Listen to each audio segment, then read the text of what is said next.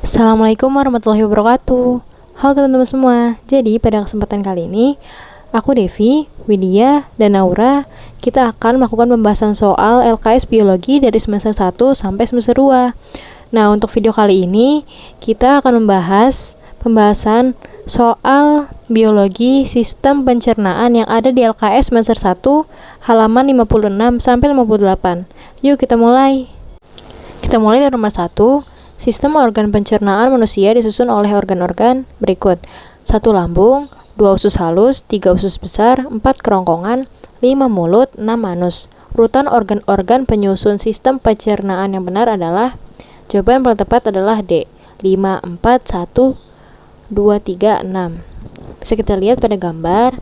Jadi prosesnya itu dimulai dari mulut, di mana nanti makanan akan membentuk menjadi bolus.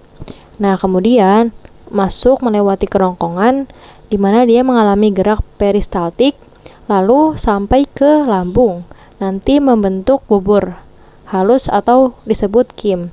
Kemudian masuk ke usus halus di mana terjadi penyerapan, lalu ada lagi masuk ke usus besar di mana nanti itu diproses menjadi feses.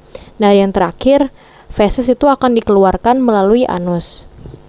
Lanjut nomor 2. Proses pencernaan yang terjadi di mulut berlangsung secara mekanis dan kimiawi dengan enzim sebagai katalisatornya. Zat yang diubah di dalam mulut dengan bantuan enzim adalah, jawaban yang tepat adalah C, karbohidrat. Karena saat makanan yang mengandung karbohidrat itu masuk dalam mulut kita dan dikunyah, kelenjar liur yang ada dalam mulut kita tuh nanti akan menghasilkan sebuah enzim. Nah, enzim ini disebut sebagai enzim amilase, di mana enzim amilase ini mengubah karbohidrat menjadi gula atau glukosa. Nomor 3. Perhatikan gambar berikut. Substansi yang digunakan untuk mencerna lemak diproduksi oleh organ nomor, jawaban yang paling tepat adalah C, 2 dan 3. Bisa kita lihat pada gambar, nomor 1 itu merupakan organ hati, dan nomor 2 kantung empedu, nomor 3 pankreas, dan nomor 4 usus halus. Nah, di mana proses mencerna lemak itu dibantu oleh cairan empedu yang dihasilkan oleh kantung empedu, berarti nomor 2. Di mana nanti asam empedu ini mengemulsi lemak dan merubah ukurannya menjadi beratus-beratus kali lebih kecil daripada ukuran normalnya. Dan di saat yang bersamaan nih, pankreas atau organ kecil yang terletak di bawah perut ini menghasilkan enzim lipase untuk mengemulsi lemak secara hidrolisis menjadi gliserol dan asam lemak. Jadi jawaban yang tepat adalah 2 dan 3. Lanjut di nomor 4. Suatu larutan bahan makanan diuji menggunakan reagen Benedict. Setelah dipanaskan, larutan tersebut berubah warna kuning kehijauan dan terbentuk endapan merah bata. Berdasarkan uji tersebut, jenis karbohidrat yang terkandung dalam makanan tersebut adalah, jawaban yang tepat adalah E, monosakarida. Bisa kita lihat di pembahasannya, semakin banyak konsentrasi monosakarida atau gula bereduksi dalam suatu larutan, ini tuh akan membuat warna larutan semakin merah bata. Jadi apabila setelah diuji Benedict suatu larutan itu berwarna hijau, maka konsentrasi monosakarida atau gula pereduksinya itu sedikit. Lanjut nomor 5. Pernyataan yang benar mengenai gangguan pencernaan dan penyebabnya adalah, jawaban yang tepat adalah A. Di sini bisa kita artikan satu-satu dari arti penyakit dan penyebabnya. Pertama, yang sembelit. Sembelit itu merupakan gangguan susah buang air besar karena kekurangan serat. Berarti jawabannya yang benar itu A. Sedangkan diare itu tuh merupakan penyakit yang membuat kita jadi sering buang air besar. Jadi sebaliknya, biasanya itu terjadi akibat makanan dan minuman yang kita makan itu terpapar virus, bakteri, atau parasit. Lanjut yang C itu ada gastritis. Itu tuh merupakan penyakit gangguan pada lambung yang terjadi akibat peradangan dinding lambung. Jadi bukan disebabkan oleh iritasi pada dinding kolon ya. Nah, lanjut yang D itu appendicitis atau usus buntu. Usus buntu ini merupakan hambatan pada pintu rongga usus buntu. Penebalan atau pembengkakan jaringan dinding usus buntu karena infeksi di saluran pencernaan. Jadi bukan karena adanya gangguan absorpsi air. Lanjut yang E itu adalah pankreatitis. Merupakan gangguan pada organ yang berada di belakang bagian bawah lambung atau pankreas. Penyebabnya itu ada banyak, termasuk batu empedu, serta konsumsi alkohol dalam jumlah banyak dan kronis. Jadi bukan disebabkan oleh racun yang dikeluarkan oleh bakteri. Jadi nomor 5 ini jawaban yang paling tepat adalah A. Lanjut nomor 6, makanan yang kita makan akan dicerna hingga menjadi seperti bubur. Peristiwa ini terjadi dalam organ. Jawaban yang tepat adalah B, lambung. Seperti yang sudah dijelaskan di nomor sebelumnya, kalau misalnya makanan itu yang di mulut itu nanti akan dicerna menjadi bolus. Nah, sedangkan di lambung itu makanan akan berubah menjadi seperti bubur atau kim. Jadi jawaban yang tepat adalah B, lambung. Lanjut nomor 7, enzim yang disekresikan usus halus yang berfungsi mencerna gula yaitu jawaban yang paling tepat adalah B, maltase, laktase, dan sukrase. Karena pada dinding usus halus kita nanti akan menghasilkan enzim-enzim, diantaranya itu ada sukrase, maltase, dan laktase. Di mana sukrase ini memecah sukrosa menjadi disakarida dan monosakarida, sedangkan maltase itu memecah maltosa menjadi glukosa, dan yang terakhir laktase memecah laktosa menjadi glukosa dan galaktosa. Jadi jawaban yang paling tepat adalah B. Lanjut nomor 8, fungsi garam-garam empedu adalah untuk jawaban yang paling tepat adalah B, mengemulsi asam lemak. Jadi, empedu itu memiliki peranan penting dalam sistem pencernaan dan sistem ekskresi pada manusia, terutama untuk membantu penyerapan lemak dan membantu hati mengeluarkan zat-zat beracun dari dalam tubuh. Nah, disinilah empedu itu memainkan perannya dalam membantu penyerapan lemak. Garam empedu akan bergabung dengan lemak sehingga lemak akan lebih mudah diserap oleh sistem pencernaan kita. Jadi jawabannya yang tepat adalah B. Lanjut nomor 9, bagi tubuh lemak tidak berfungsi sebagai jawaban yang tepat adalah A, pembawa zat-zat makanan yang esensial. Jika ada soal seperti ini, kita tuh bisa mengidentifikasi satu-satu yang mana sih yang beneran fungsi lemak dan yang mana yang bukan. Dari nomor 9 ini yang bukan itu A, karena lemak itu memiliki fungsi diantaranya 1. Menghangatkan tubuh, terus sebagai sumber energi yang paling besar, terus sebagai bahan penyusun membran sel, sebagai pelindung alat atau organ tubuh dari gesekan, dan sistem buffer yang efektif. Jadi jawaban yang tepat adalah A. Nomor 10, kelompok makanan yang mengandung protein sempurna yaitu jawaban yang paling tepat adalah C, kasein pada susu dan albumin pada putih telur. Jadi kasein itu memiliki kandungan asam amino yang lengkap. Kasein itu sendiri merupakan salah satu jenis protein yang sumber utamanya berasal dari produk susu. Nah, sedangkan albumin pada putih telur itu merupakan sumber protein yang sangat penting bagi tubuh kita. Jika kita kekurangan albumin, kita akan mengalami masalah gizi yang berdampak pada kesehatan seperti malnutrisi, edema, dan lainnya. 11. Bagian usus manusia yang permukaannya dipenuhi oleh villi yaitu A. ileum, B. jejunum, C. duodenum, D. usus besar, E. usus buntu. Dan villi ada di usus halus atau ileum. Villi merupakan penjuluran selaput lendir yang menjorok ke dalam lumen usus halus dan berfungsi sebagai memperluas permukaan daerah penyerapan nutrisi.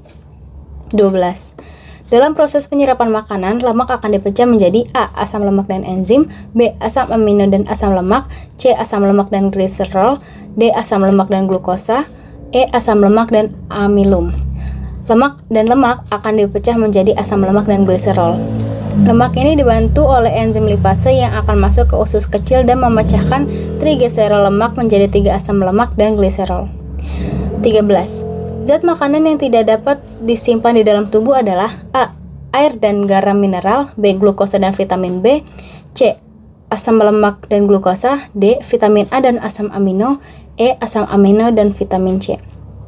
Zat yang dimaksud adalah asam amino dan vitamin C, karena asam amino harus dicerna lagi dalam bentuk zat yang lebih sederhana, sedangkan vitamin C tidak dapat diserap dalam jumlah banyak. Jadi jika ingin mengkonsumsi vitamin C dalam jumlah sedikit agar bisa diserap lebih baik oleh tubuh. 14. Gangguan pencernaan dengan gejala sukar buang air besar disebabkan A. kurangnya mengkonsumsi makanan berserat, B.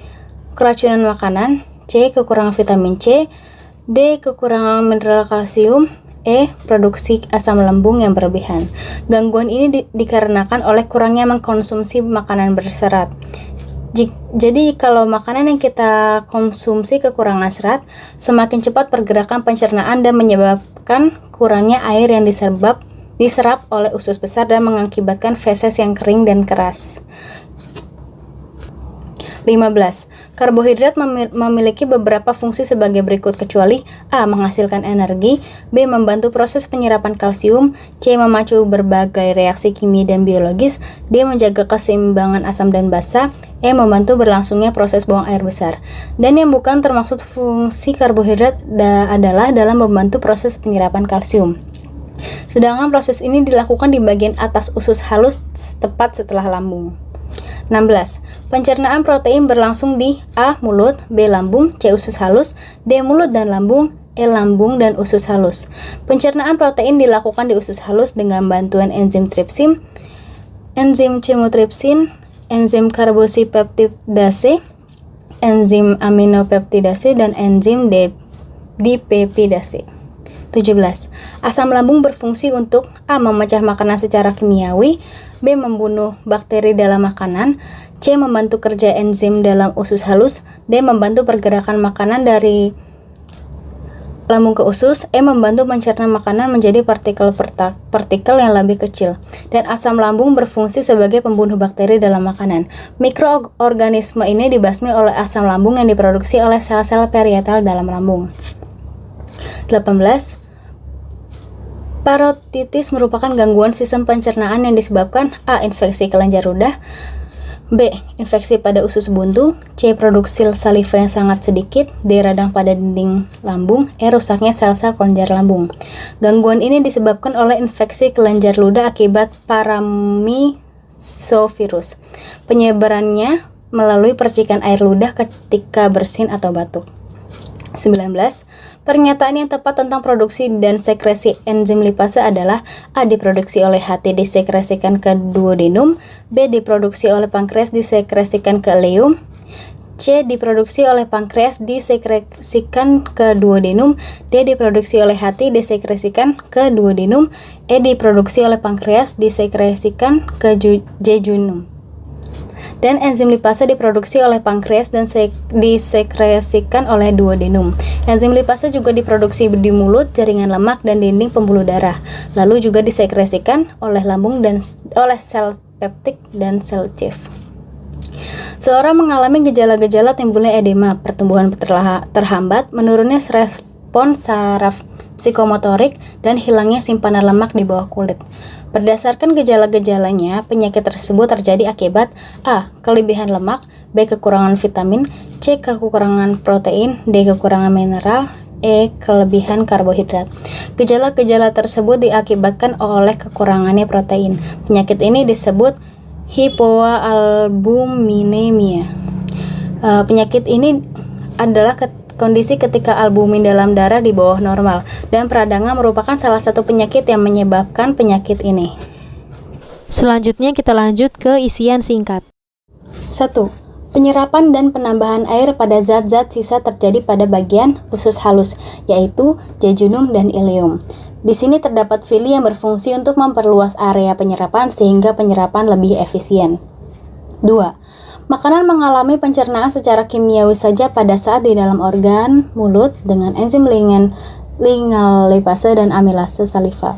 Di lambung ada enzim pepsin dan lipase lambung. Sedangkan di usus halus terdapat enzim amilase pankreas, lipase pankreas, nuklease pankreas, dan proteinase pankreas. 3. Enzim yang terdapat dalam air liur dan berfungsi untuk mencerna amilum menjadi maltosa adalah enzim amilase. Enzim ini diproduksi di kelenjar air liur, pankreas, dan usus halus. 4. Kelebihan protein tidak disimpan di dalam tubuh tetapi dirombak dalam usus dan diubah menjadi urea dan unsur lain yang tidak diperlukan tubuh. 5. Pencernaan secara kimiawi yang terjadi di mulut bertujuan untuk mencerna makanan yang dikonsumsi menjadi senyawa lebih kecil, sederhana, dan mudah diserap tubuh dengan bantuan enzim. 16. Bakteri pembusuk yang terdapat di dalam usus besar sekaligus sebagai penghasil vitamin K adalah bakteri E. coli. Bakteri ini hidup di dalam tubuh untuk menjaga sistem pencernaan. Namun, ada jenis bakteri ini yang dapat menyebabkan gangguan pencernaan. 7. Makanan yang mengandung protein jika diuji menggunakan larutan biurer akan menghasilkan warna ungu. Makanan yang mengandung zat peptida jika ditetesi larutan NaOH dan dilaruti oleh larutan CuSO4 akan berubah menjadi warna ungu. 8. Zat makanan yang menghasilkan energi tertinggi untuk satuan berat yang sama yaitu lemak. Dalam 1 gram lemak dapat menghasilkan 9 gram kalori. 9. Pada saluran pencernaan, protein akan dipecah menjadi asam amino. Protein dalam proses pemecahan menjadi asam amino dibantu oleh enzim protease. 10. Zat makanan yang berfungsi untuk mengatur metabolisme dalam sel adalah karbohidrat. Karbohidrat ini berfungsi sebagai sumber energi utama dan sebagai bahan dasar lemak dan protein. Karbohidrat akan disimpan di dalam bentuk glikogen dan akan diserap dalam bentuk monosakarida.